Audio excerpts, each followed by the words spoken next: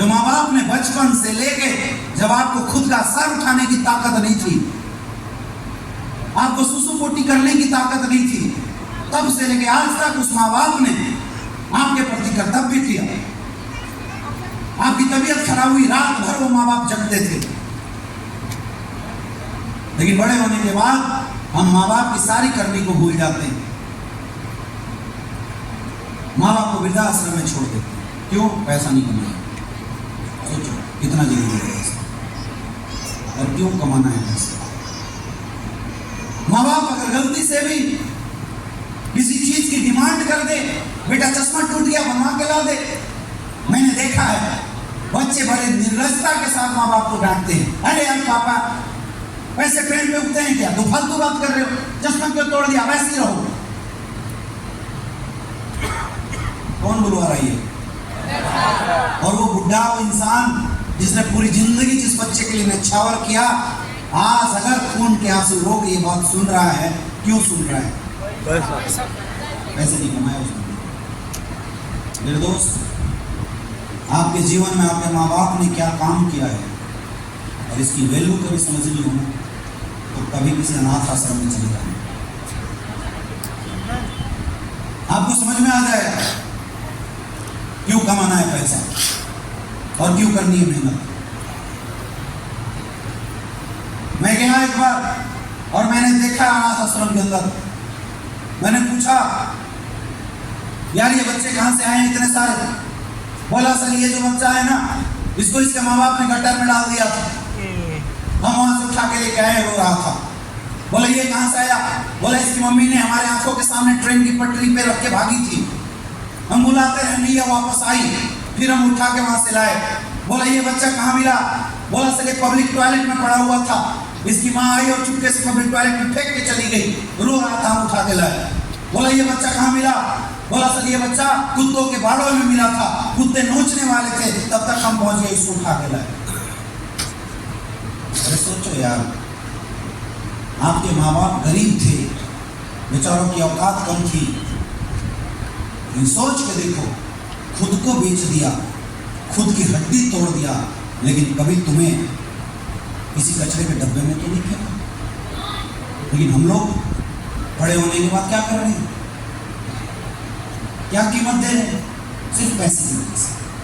मैंने देखा है एक बाप अपनी बेटी को सबसे ज्यादा प्यार करता है, सबसे ज्यादा मोहब्बत करता है उस बेटी से। अगर गलती से भी उस बेटी की कभी तबीयत खराब हो जाए, रात भर वो बाप हॉस्पिटल में जाके झटता है, रोता है, इतनी बेदबिहा मोहब्बत।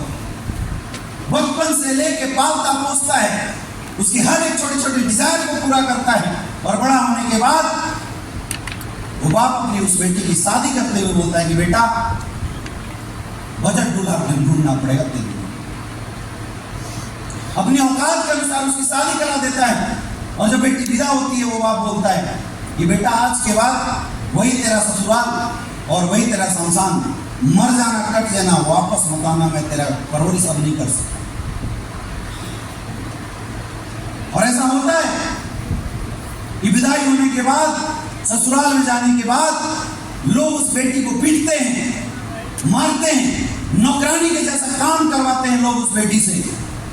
रोती है बेचारी, लेकिन हिम्मत नहीं कर पाती कि अपने बाप को फोन कर सके। वो समझती है मेरा बाप कमजोर है, गरीब है, हमें पाल पोस नहीं सकता। कौन करवा रहा है इससे? सोचो क्यों कमाना है पैसा? क्योंकि ये दिन आपके भी हो सकते, और ये दिन आपने भी जरूर देखे होंगे। मेरे दोस्त, ये बात कभी भी एक बाप नहीं कर सकता। ये बात कि मर जाना कट जाना वापस मत आना, ये बात एक बाप नहीं बोल सकता, एक गरीब बाप बोलता ही नहीं। सोचो उस बाप ने अगर अपने जीवन में मेहनत करके पैसे कमाए होते, एक आलीशान घर में अपनी बेटी की शादी करता, जहां उसकी बेटी रानी के जैसा जीवन जी सकती थी, लेकिन अपने जिगर के टुकड़े को नौकरानी बनने के लिए भेज देता। क्यों? पैसा नहीं था।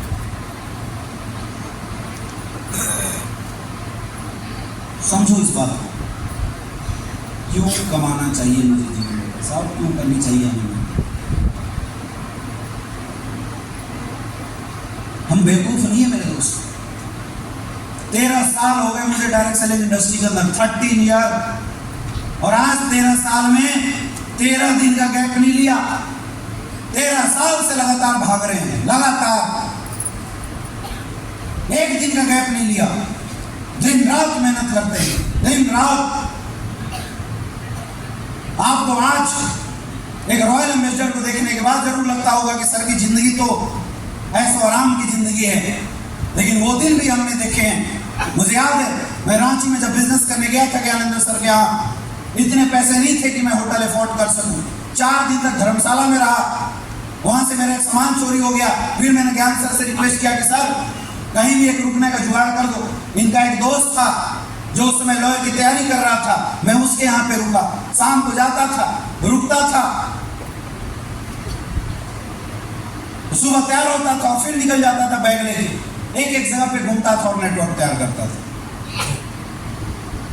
मेरठ के अंदर जब मैं बिजनेस करने के लिए गया गर्मी छुट्टी में, हालत ऐसी खराब थी, 700 के रूम लिया और उस रूम की ऐसी हालत थी, इतने मच्छर थे कि रात को सो तो मच्छर ऊपर उठा लेते।